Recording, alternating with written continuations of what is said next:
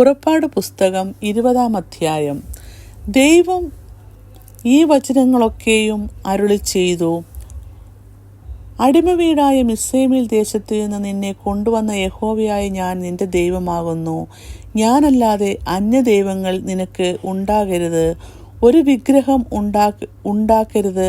മീതെ സ്വർഗത്തിൽ എങ്കിലും താഴെ ഭൂമിയിലെങ്കിലും ഭൂമിക്ക് കീഴെ വെള്ളത്തിൽ എങ്കിലും ഉള്ള യാതൊന്നിൻ്റെയും പ്രതിമ അരുത്. അവയെ നമസ്കരിക്കുകയോ സേവിക്കുകയോ ചെയ്യരുത്. നിന്റെ ദൈവമായ യഹോവയായി ഞാൻ തീഷ്ണതയുള്ള ദൈവമാകുന്നു. എന്നെ പകയ്ക്കുന്നവരിൽ പിതാക്കന്മാരുടെ അകൃത്യം 3-ാമതായും 4-ാമതായും തലമുറ വരെ മക്കളുടെ മേൽ സന്ദർശിക്കുകയും എന്നെ സ്നേഹിച്ചു എൻ്റെ കൽപ്പനകളെ പ്രമാണിക്കുന്നവർക്ക് 1000 തലമുറ വരെ ദയ കാണിക്കുകയും ചെയ്യുന്നു. നിന്റെ ദൈവമായ യഹോവയുടെ നാമം വൃഥാ എടുക്കരുത്. തൻ്റെ നാമം വൃഥാ എടുക്കുന്നവനെ യഹോവ ശിക്ഷിക്കാതെ വിടുകയില്ല. ശബത്ത് നാളിനെ ശുദ്ധീകരിപ്പാൻ ഓർക്ക. 6 ദിവസം അധ്വാനിച്ച് നിന്റെ വേലയൊക്കെയും ചെയ്യുക. 7-ാം ദിവസം നിന്റെ ദൈവമായ യഹോവയുടെ ശബത്താകുന്നു.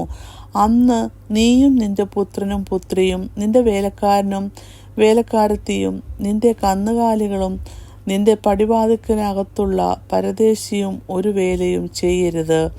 6 ദിവസം കൊണ്ട് യഹോവ ആകാശവും ഭൂമിയും സമുദ്രവും അവയിലുള്ളതൊക്കെയും ഉണ്ടാക്കി. 7-ാം ദിവസം സ്വസ്ഥമായിരുന്നു. അതുകൊണ്ട് യഹോവ ശബത്ത് നാളിൽ എന്നെ അനുഗ്രഹിച്ച് ശുദ്ധീകരിച്ചിരിക്കുന്നു. നിന്റെ ദൈവമായ യഹോവ നിനക്ക് തരുന്ന ദേശത്ത് നിനക്ക് ദീർഘായുസ്സുണ്ടാകുവാൻ നിന്റെ അപ്പനെയും അമ്മയും ബഹുമാനിക്ക. കുല ചെയ്യരുത്, വ്യഭിചാരം ചെയ്യരുത്, മോഷ്ടിക്കരുത്, കൂട്ടുകാരൻ്റെ നേരെ കള്ളസാക്ഷ്യം പറയരുത്, കൂട്ടുകാരൻ്റെ ഭവനത്തെ മോഹിക്കരുത്, കൂട്ടുകാരൻ്റെ ഭാര്യയെയും അവൻ്റെ ദാസനെയും ദാസിയെയും അവൻ്റെ കാളയെയും കഴുതയെയും കൂട്ടുകാരനുള്ള യാതൊന്നിനെയും മോഹിക്കരുത്. ജനമൊക്കെയും ഇടിമുഴക്കവും മിന്നലും കാഹളധ്വനിയും പർവ്വതം പുകയുന്നതും കണ്ടു. ജനം അത് കണ്ടപ്പോൾ വിറച്ചുകൊണ്ട് ദൂരത്ത് നിന്നു.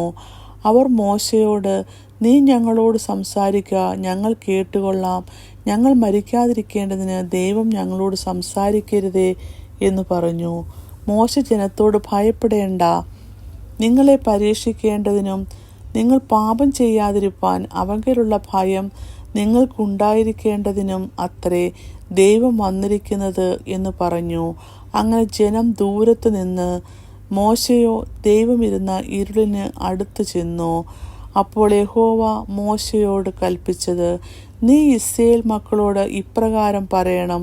ഞാൻ സ്വർഗത്തിൽ നിന്ന് നിങ്ങളോട് സംസാരിച്ചത് നിങ്ങൾ കണ്ടിരിക്കുന്നുവല്ലോ. എൻ്റെ സന്നിധിയിൽ വെള്ളി കൊണ്ടുള്ള ദേവന്മാരെയോ പൊന്നുകൊണ്ടുള്ള ദേവന്മാരെയോ നിങ്ങൾ ഉണ്ടാക്കരുത്.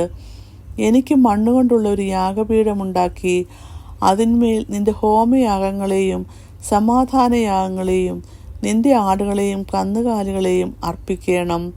ഞാൻ എൻ്റെ നാമത്തിൻ്റെ സ്മരണ സ്ഥാപിക്കുന്ന ഏത് സ്ഥലത്തും ഞാൻ നിന്റെ അടുക്കൽ വന്ന് നിന്നെ അനുഗ്രഹിക്കും.